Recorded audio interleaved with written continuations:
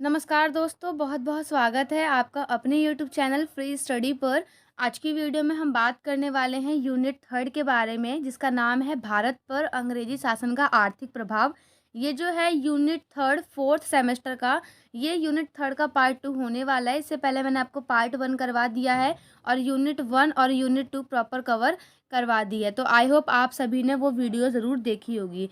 तो unit third के अंदर, जैसे कि मैंने आपको पार्ट वन में पहले ही बताया था कि हम यहाँ पर आर्थिक प्रभाव पढ़ेंगे किस चीज़ का।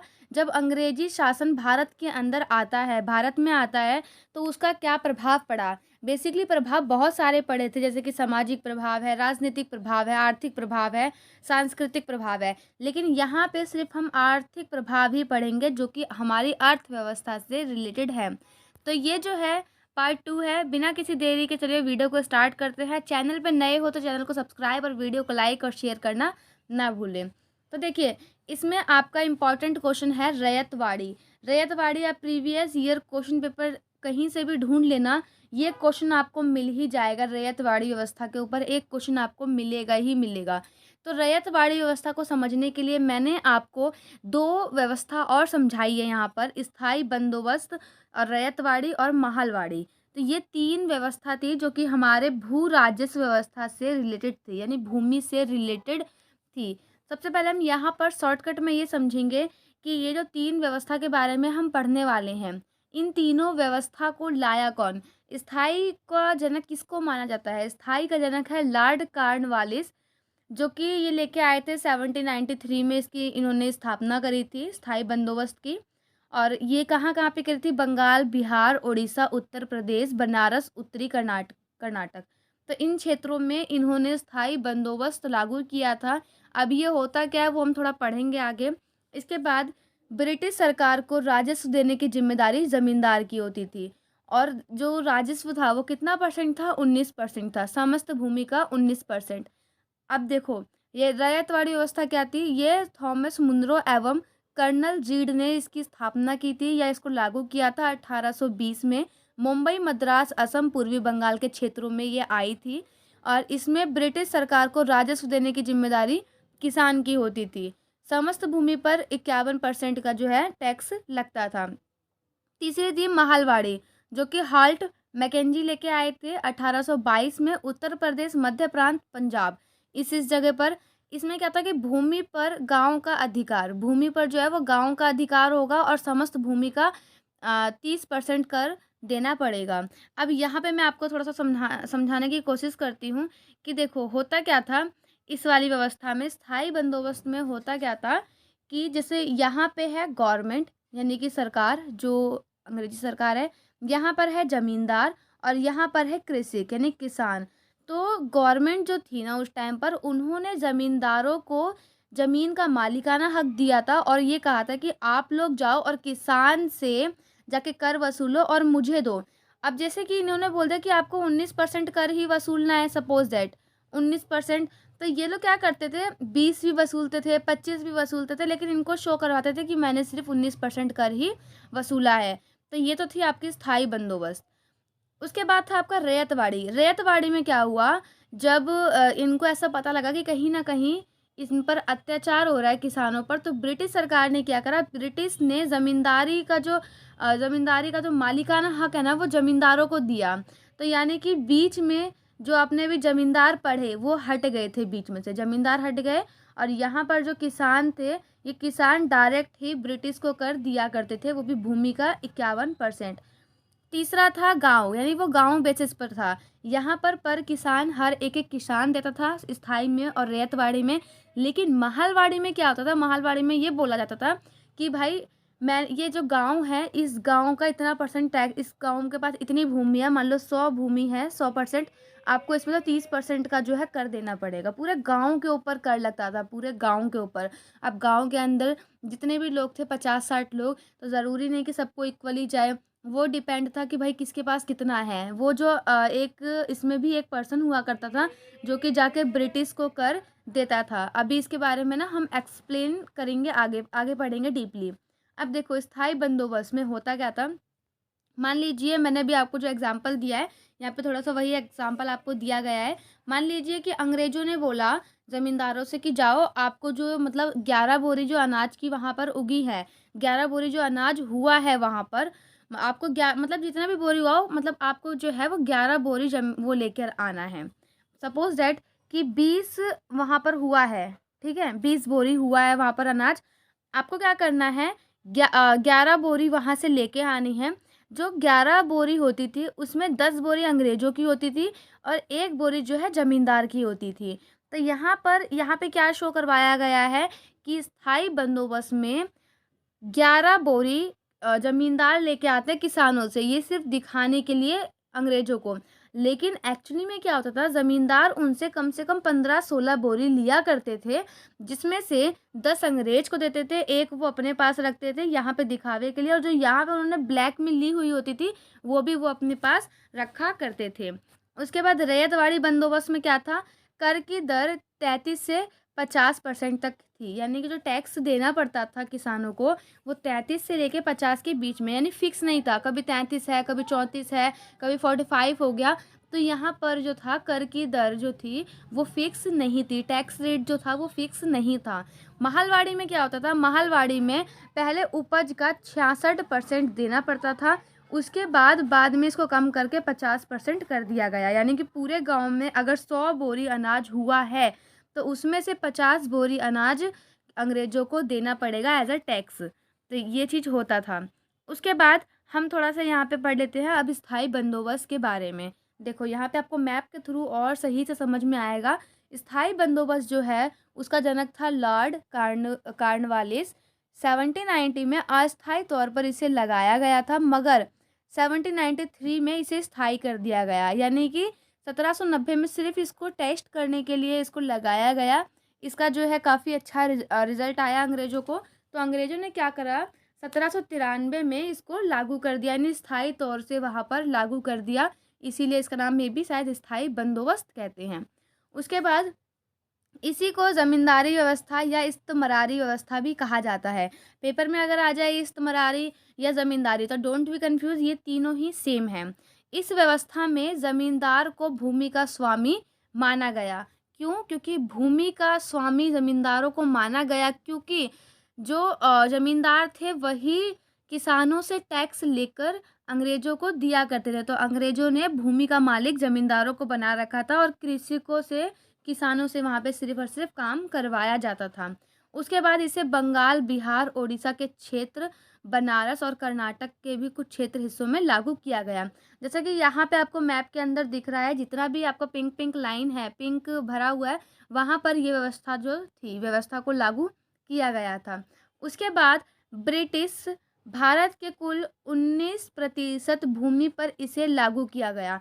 यानी मतलब ब्रिटिश के पास जितने भी भूमि थी, सपोज़ करो 100% की भूमि थी, जिसमें से 19% पर ये जो बंदोबस्त है, ये व्यवस्था है, इसको लागू किया गया। यानी जितनी भी ब्रिटिश के पास जितनी भी भूमि थी, उसकी 19% भूमि पर जो है ये ब्रिटिश ने इस व्यवस्था को लागू किया। बाकी की जो बची हुई भूमि थी 81%, वहाँ पर दूसरी व्यवस्था को लागू किया गया था। उसके बाद यह तय किया गया था कि एकत्र किए गए भू राजस्व का 10वां हिस्सा जो है अंग्रेज़ों को दिया जाएगा और एक हिस्सा ज़मींदार को अपने पास रखना होगा, जो कि मैंने आपको एज अ एग्जाम्पल बोरी के थ्रू समझाया है। ज़मींदारों को उनके स्वामित्व में भूमि के उत्तराधिकारी के लिए वंशानुगत अधिकार दिए गए थे, यानी कि ज़मींदार अगर कल को मर जाता है तो उसका बेटा ही उस ज़मीन का मालिक होगा, लेकिन वहाँ पे भूमि वगैरह जोतेगा कौन? वो किसान, ठीक है? तो वहाँ पर ये चीज़ थी। उसके बाद ज़मींदारी व्यवस्था के अंतर्गत ज़मींदार किसानों का अत्यधिक शोषण करते थे। वह स्थायी बंदोबस्त व्यवस्था के अंतर्गत तय की गई कर सीमा से भी अत्यधिक कर वसूलते थे, जो कि मैंने आपको पहले ही बताया, दिखावे के लिए 11 बोरी थी, लेकिन वो लेते उनसे कम से कम 15 या 20 बोरी थे। उसके बाद ज़मींदार यदि निश्चित तिथि तक कंपनी को लगान नहीं देते थे, तो ऐसी स्थिति में सूर्यास्त कानून के द्वारा उनकी ज़मीन छीन ली जाती थी। अब देखो, यहाँ पे एक मेन चीज़ आया है सूर्यास्त कानून। आप सभी ने मे बी 11th या 12th में पढ़ा होगा सूर्यास्त कानून के बारे में। सूर्यास्त कानून जो है ना बेसिकली ज़मींदारों के ऊपर लगाया गया था। अगर मान लो एक डेट यानी ये बोल दिया गया कि भाई आपको 10 तारीख तक जो है कर देना पड़ेगा। ज़मींदारों को बोला गया कि आपको 10 तारीख तक कर देना पड़ेगा। अब उन्होंने अगर 11 कर दी, तारीख जो है वो 11 कर दी, तो उस कंडीशन में क्या होता था कि ज़मींदार से ये भूमि छीन ली जाती थी और दूसरा वहाँ पर इस भूमि ये जो भूमि है वो दूसरे ज़मींदार को दे दी जाती थी। तो यही था सूर्यास्त कानून, यानी एक तिथि जो फिक्स है उसी तिथि में उनको टैक्स देना पड़ता था।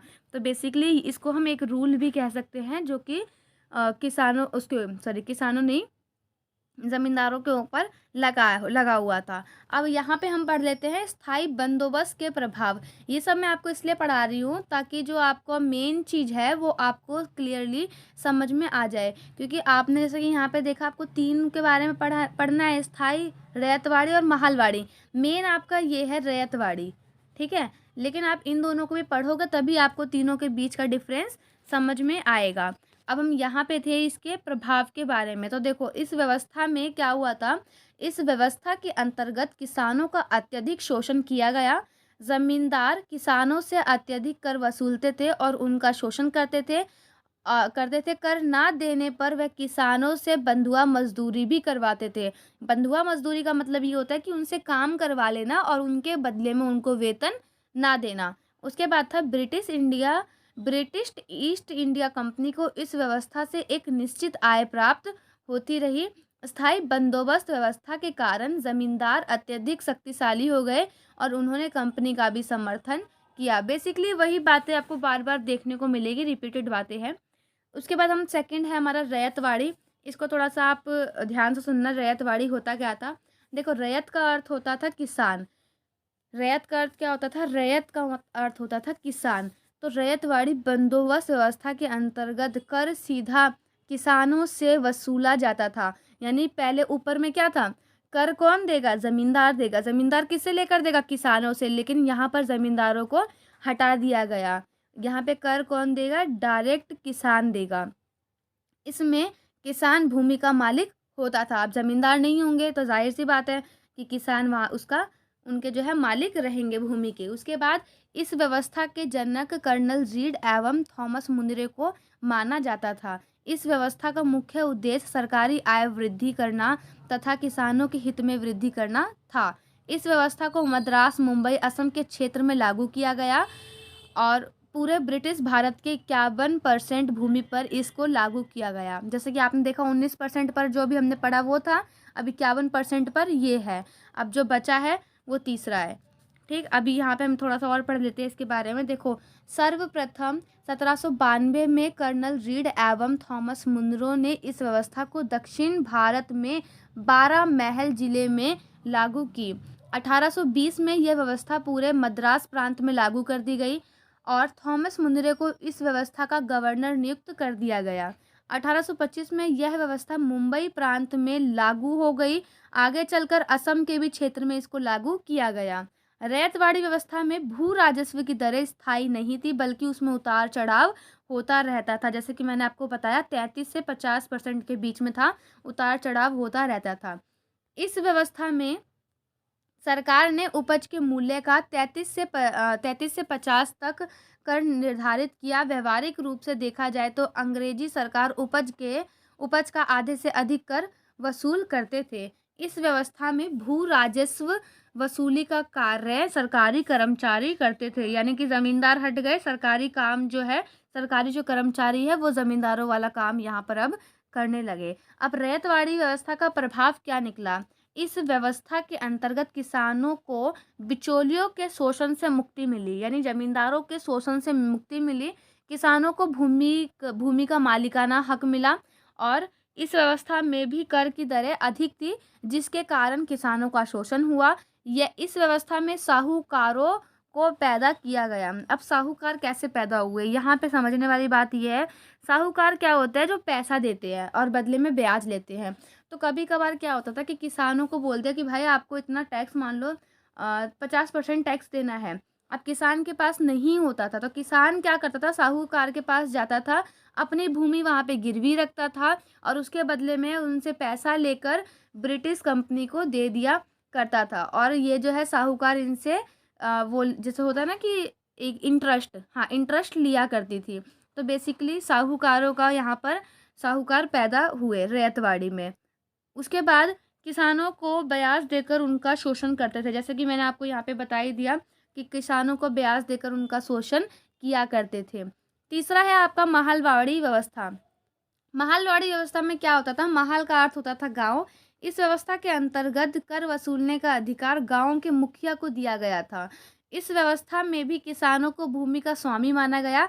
ये एक टाइप से कह लो तो मिक्स है। यहाँ पे जो मुखिया है वो एज अ ज़मींदार समझ लो आप, और लेकिन वहाँ पर क्या था कि ज़मींदारों का मालिकाना हक ज़मींदार को दिया गया था, लेकिन यहाँ पर ज़मीन का मालिकाना हक जो है वो किसको दिया गया था, किसानों को। तो बेसिकली ये जो है ना महलवाड़ी, वो दोनों का मिक्सअप है। इस व्यवस्था में भी किसानों को भूमि का स्वामी माना गया और उन्हें भूमि को बेचने को और गिरवी रखने का अधिकार जो है दिया गया। तो बेसिकली महलवाड़ी व्यवस्था जो है ना वो दोनों का मिक्सअप है। अब इसमें जो मुखिया का काम जो है वो कौन कर रहा है, ज़मींदार कर रहा है, और ज़मींदार जो था वो ज़मीनों का मालिक होता था, लेकिन यहाँ पर अपोजिट कर दिया, यहाँ पर भूमि का मालिक किसको बनाएगा, किसानों को। तो बेसिकली कह सकते हैं कि ये जो हमने दो व्यवस्था पढ़ी दोनों का मिश्रण है ये। उसके बाद इस व्यवस्था की अवधारणा सर्वप्रथम हॉल्ट मैकेंजी ने 1819 में दी और 1822 में इस व्यवस्था को कानूनी रूप से शुरू कर दिया गया। यानी कि 1819 में इसके बारे में मतलब अवधारणा वगैरह मतलब दी गई, और उसके बाद 1822 में इस व्यवस्था को लागू कर दिया गया। और कहाँ कहाँ पे लागू किया था, पंजाब, मध्य प्रांत और उत्तर प्रदेश में लागू करा। उसके बाद ब्रिटिश भारत के 30% भूमि पर इसको लगाया गया। 19 पर वो था, 51 पर हमने दूसरा पढ़ा और 30 पे हमारा ये था। तो जितनी भी भूमि थी ब्रिटिश सरकार के पास, तो उस पर अलग अलग टाइप की व्यवस्था जो है वो लागू की गई थी। इसमें क्या था कि भूमि कर कुल उपज का 66% तय किया गया और यह व्यवस्था 30 वर्षों के लिए की गई। इसके बाद लॉर्ड डलहौजी द्वारा कम कर के 50% कर दिया गया। मतलब मैंने जो आपको पहले बताया था ना कि 60% पहले टैक्स था, उसके बाद कम करके 50% कर दिया गया। 50% किसके द्वारा करा गया था कि वो लॉर्ड डलहौजी के द्वारा जो है किया गया था। उसके बाद है महलवाड़ी व्यवस्था के प्रभाव। इस व्यवस्था के प्रभाव क्या पड़े, इस व्यवस्था के प्रभाव क्या पड़े इस व्यवस्था के अंतर्गत कर किसी एक किसान पर नहीं बल्कि पूरे गांव पर लगता था। इसमें भी भू राजस्व की दरें जो है वो बहुत ज़्यादा थी, जिससे कि किसानों का शोषण होता था। इस व्यवस्था में गांव के मुखिया भी धीरे धीरे जमींदार जैसी स्थिति में आ गए और उन्होंने भी किसानों का शोषण करना शुरू कर दिया। इस व्यवस्था ने भी एक साहूकारों और सूदखोरों को बढ़ावा दिया। बेसिकली वही मैंने बताया दोनों का मिक्सअप था। तो जो प्रभाव वहाँ पड़े सेम प्रभाव इसके यहाँ पर पड़े थे। तो आई होप आपको वीडियो पसंद आई होगी, और ये बहुत छोटा सा टॉपिक था। आई होप आपको समझ भी आया होगा। अगर आपका कोई डाउट रहता है इसके रिगार्डिंग तो टेलीग्राम पे हमारा चैनल है फ्री स्टडी DM23, आप सर्च कर लेना फ्री स्टडी DM23। बाकी मैंने आपको जो है डिस्क्रिप्शन में लिंक प्रोवाइड कर दी है, वहाँ से आप चैनल को ज्वाइन कर सकते हैं। वीडियो पसंद आई हो तो वीडियो को लाइक, शेयर और चैनल को सब्सक्राइब करना ना भूलें। मिलते हैं नेक्स्ट वीडियो में, तब तक के लिए जय हिंद, जय भारत।